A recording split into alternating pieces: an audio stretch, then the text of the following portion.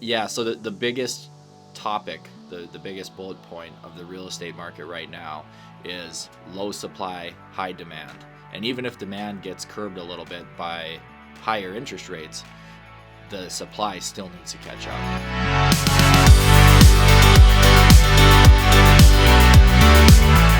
11 and News Radio 1310 KNOX 103.3 and 107.9 KNOX FMs. I'm Denny Johnson. 12 below right now with some sunshine. 2 above for the high today. And joining us from Berkshire Hathaway Home Services Family Realty is John Brodeen, a realtor. If you have a question for John, you can either call or text 775-5559 or email us live at knoxradio.com. Hi, John. How you doing? Hey, Danny. Thanks for having me. All right. So, real estate has been quite the hot topic, for some time here, especially in the last year or so. Yep. Are things starting to slow down at all right now, or what is the situation? Are sales still kind of going crazy? Yeah, so the winter, we've just gotten through the slowest months of the winter, but so far in the past month, sales have gone up a lot since January. And the other thing is interest rates have gone up a little bit, so that'll be interesting to see how that affects buyer demand. But the biggest thing that's going on in the real estate market right now is the supply cannot keep up with the demand. And if it's anything like last year, the inventory is very, very low still. There's like 116 listings on the market in Grand Forks. A couple years ago, there was over 300. So the biggest topic, the biggest bullet point of the real estate market right now is low supply, high demand. And even if demand gets curbed a little bit by higher interest rates, the supply still needs to catch up. So you would call that a seller's market at this point? Yep, you got it. And, this is a good thing for local homeowners. It's what drives prices up. We've seen prices go up by, over 5% in 2020 and about 6.5% in 2021. We're still not going up quite as much as the coastal markets and the markets that are really boom or bust type markets. But it's a solid, steady appreciation. All right, we're talking with John Brodeen with Berkshire Hathaway Home Services Family Realty. Again, if you have a question for John, you can either call or text 775-5559 or email us live at knoxradio.com.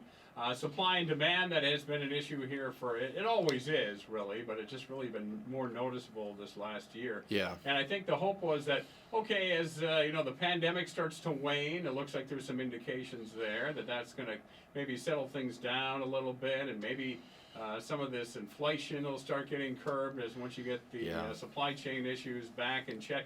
But now we've got a war raging in Ukraine. Yeah. So it just doesn't look like we're getting a break when it comes to that. Yeah, and it's hard to. That's hopefully something that's not really going to affect our market here very much. The one good thing is raising interest rates. Even though we as real estate professionals, we like low interest rates, and homeowners and home buyers like low interest rates. Mm-hmm. Raising interest rates will hopefully curb the inflation that's going on. That's probably a good move by the government to raise those interest rates, because it's almost, I don't want to say artificially pumping up the economy, but it's making everything crazier when interest rates are so low and money is so cheap, basically. The one thing that people should know is everybody talks about, it's impossible to buy a house right now. There's so few houses on the market.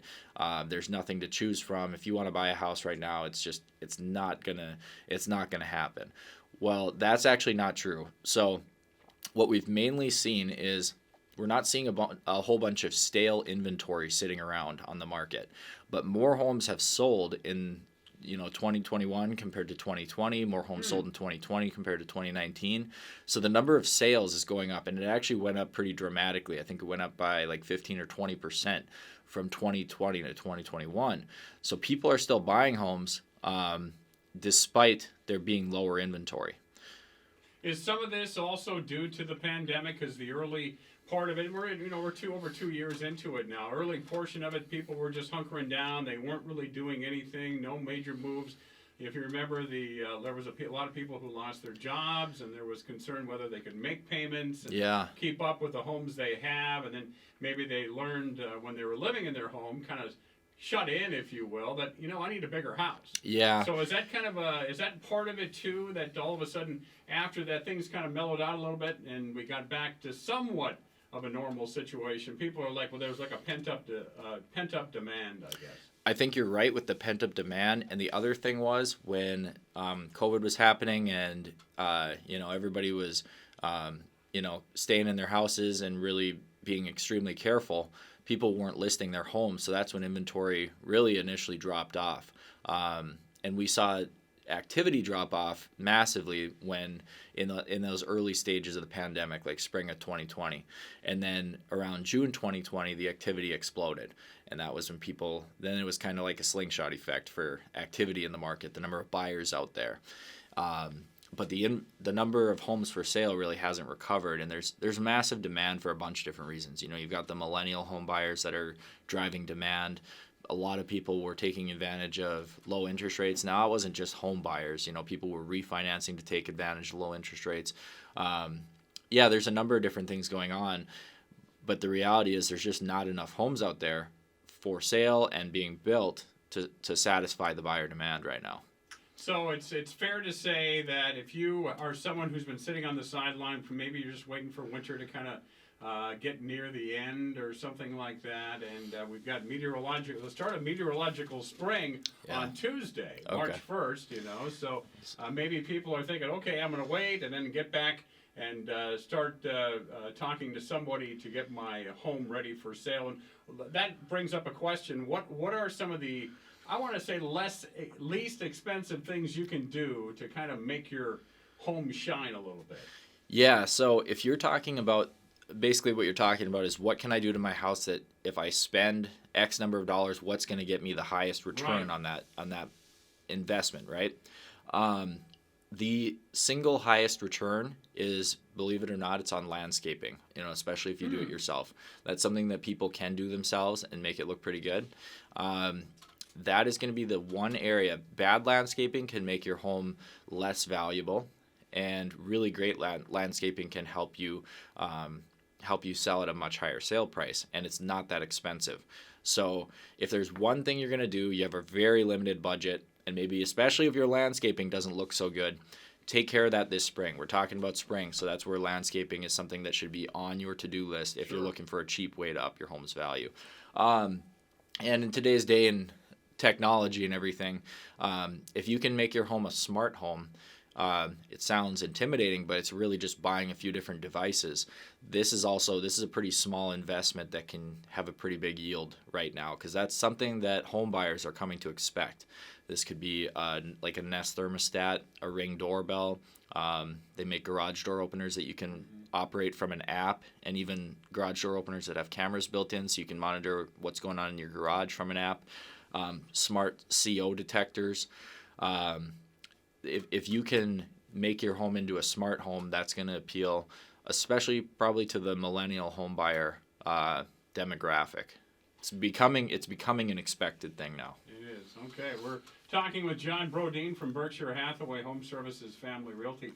If someone has, and those are just a couple of things you mentioned, there's other things as well. Yeah. So if someone is out there and has more questions and would like to talk to you, I mean, that's what you do for a living. Yeah, and probably the other thing, these are the cheapest things you can do. Okay. If you want to go a little bit of a step beyond, new carpet and fresh paint.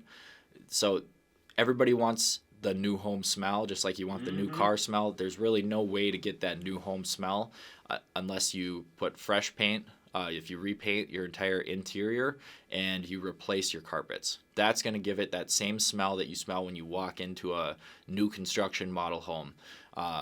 And yeah, nobody's really crazy about the used home smell. No, I bet they're not either. No. And it's funny because a lot of times people will come in and go, yeah, here we go. They've done some work here and everything like that. And then they totally change it.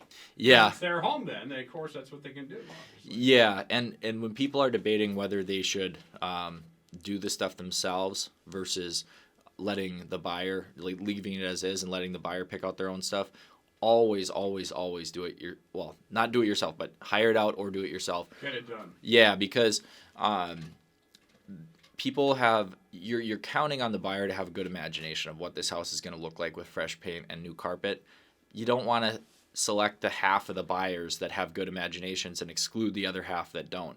Pick neutral colors. I can help you out with this. I can tell you what to pick. I can tell you what paint colors to do. I can tell you what colors of carpet, what type of carpet to use. Do this before you list if you really want to sell at top dollar. It'll pay off. Text messenger writes, what about shingles? Any additional value there? That's almost more of a maintenance item. So having a roof that needs to be replaced could make it much harder to sell your home. Having so if the roof needs to be replaced, yes, go ahead and do it. It's not one of those high return items where you're going to get if you put $8,000 into a brand new roof, you're probably not going to get $8,000 back.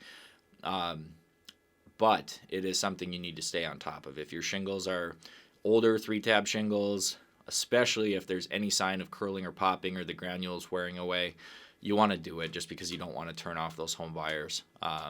It's something that rather than getting a big return, it's going to make it so your house is saleable, whereas there's a lot of people who are going to be scared off by that because they don't want to have to put an $8,000 roof on right after closing. That's just a big hassle I'm going to have to deal with right away. Yep. Yeah. And, of course, again, when you do this, pick the right color. Do something that's going to match the exterior of your home. Don't pick an ugly color if you have old wood siding that's a weird color. This is something I can help you with as well to make sure you don't make any mistakes. John Brodeen from Berkshire Hathaway Home Services Family Realty. John, if someone would like to talk to you particularly, what's the best way to get a hold of you? Yeah, check me out on Instagram. I post a lot of short videos just giving little snippets of valuable content about real estate. If you are ready to become a client, give me a call or text. Cell phone number is 701-213-5428. Or you can find me on my YouTube channel, my Facebook business page. If you want to get to know me a little bit better, and learn more about real estate, learn more about local real estate, that's where you can find me. Very good. John Brodeen from Berkshire Hathaway Home Services Family Realty. It's a regular Thursday feature here on News Radio 1310 KNOX 103.3 and 107.9 KNOX FM. 13 below right now with some sunshine. We're en route to a high today around 2 above.